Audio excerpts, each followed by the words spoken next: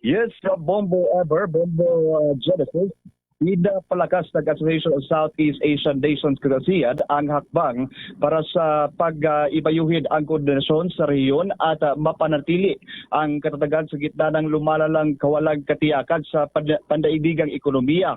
Ayon kay Department of Trade and Industry Secretary Maria Cristina Roque, sa kaniyang pambungad na payag sa ika-27 ASEAN Economic Community kung AAC Council meeting ngayon sa Cebu ngayong araw, Webes, sinabi ni Roque na nagpapatuloy ang mga talakayan ng mga economic ministers kasunod ng isang special virtual meeting na tumututok sa mabilis na nagbabagong sitwasyon sa Middle East. Binigyan din ng kalihim na mananatiling nakatuon ang ASEAN sa matatag at may maghahakbang na paggagawa ng proseso ng consensus building upang maisulong ang mga pangunahing prioridad ng rehiyon. Ayon kay Roque, ramdam ng mga ekonomiya sa Tibok Silangang Asya ang epekto ng mga pandaigdigang aberya, kabilang ang pagtaas ng presyo ng enerhiya at patuloy na hamon sa supply chain. Adya, patuloy ito nakaapekto sa mga ekonomiya ng rehiyon, kaya't malagang tiyakin na mananatiling bukas, matatag at resilient ang ASEAN.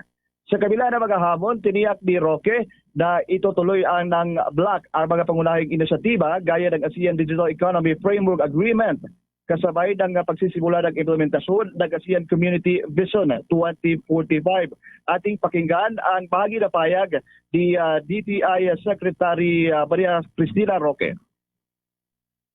We face now, from rising energy costs to supply chain disruptions, are, at their core, disruptions to connectivity, and their effects are immediate, felt across our economies and by our people. This gives our discussions today a clear sense of purpose. We are here not only to respond to these pressures, but to ensure that our region remains open, stable, and moving forward. At the same time, we continue the work we have set for ourselves. Ating napakinggan ang bahagi na payag ni Department of Trade and Industry Secretary Cristina Roque. Inasahan maglalabas ng joint statement ang mga leader ng ASEAN sa araw ng Biyernes kaugnay ng kolektibong tugon sa krisis sa Middle East, kung saan ito ang maglalaman na mga hakbang para palakasin ang seguridad sa enerhiya, patatagin ang mga pamilihan at palakasin ang katatagan sa panalapi at macroeconomic stability ng rehiyon. Isasama rito din ang mga hakbang para tiyakin ang seguridad sa pagkain at agricultural supply chains. Gayon din ang pagpapalakas ng humanitarian response mechanisms para sa loob ng ASEAN. How's that, Bombo Ever?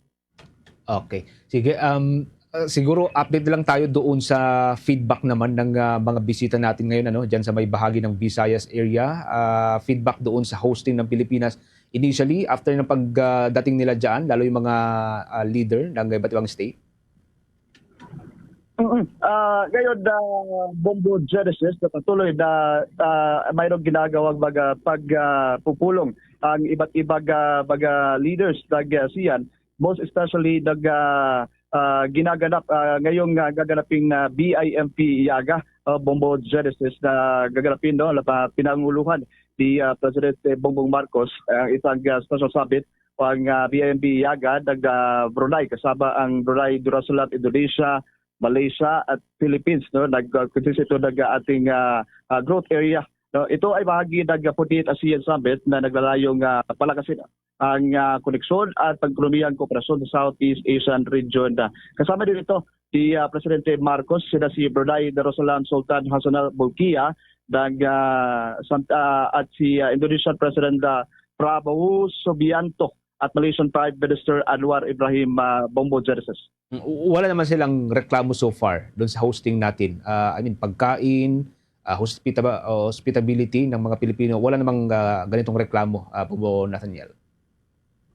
So far, sa ngayon, Bombo Genesis, wala naman tayong nalaman na mga impormasyon na meron silang reklamo regarding sa mga pag-host ng Philippines. In fact, ating nakita kanina, ilang mga leaders ang nasiyahan sa pagdating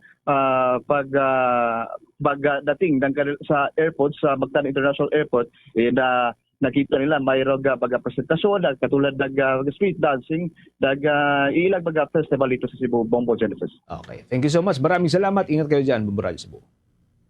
Yes. Sa International Media Center ng Lapu-Lapu City para sa ASEAN Leaders Summit 2026 ng Bombo Radio Philippines. This is Bombo Nathaniel Sandoval for the #1 most trusted source of news and information. Basta Radio. Bombo!